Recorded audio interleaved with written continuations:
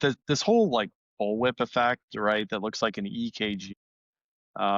Tariffs are on, tariffs are off, tariffs are on, tariffs are like that. That's got to stop, right? So Trump's got to like pick a path and like stick to it here. And I understand the whole art of the deal and you know, getting into a situation that uses them as leverage to get other things that are needed for the United States of America. So that's not lost on me. But in terms of like, if we're really truly serious about having a strong manufacturing economy, then like pick a path and stick to it so we can all react to that and go forward.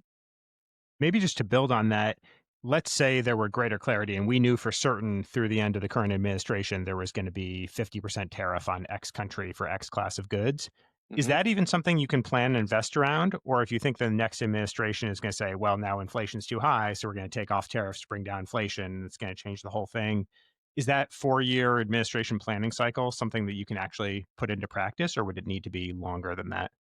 4 years will work. Much less than that becomes a challenge. It's the bigger problem though is like the lack of clarity. You're seeing that I call 2025 the lost year. And the reason why it was a bit of a lost year in manufacturing is that everybody's like sitting around waiting to see what will happen.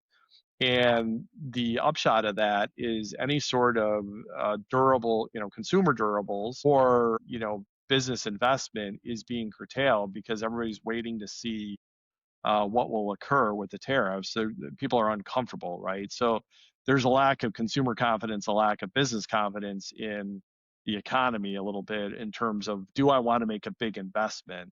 If you're a consumer, it's like do you want to buy a house, a car, a white good, something like that, or if you're a business, do you want to invest in capex because you're not sure, where the tariffs go and where you should put your plants and where you should make your investments. So that's why I think like dampening that effect and kind of like evening it out is really, really important because once it's evened out, people will know, okay, I should put my manufacturing plants here and or invest in my manufacturing plants or whatever it happens or buildings or whatever in these geographic areas because of my understanding of what's going to happen with the economy. So that's why I would kind of like the tariff bullwhip effect to end. I think it would be better for the economy and ultimately better for manufacturing. But inside of 4 years is fine.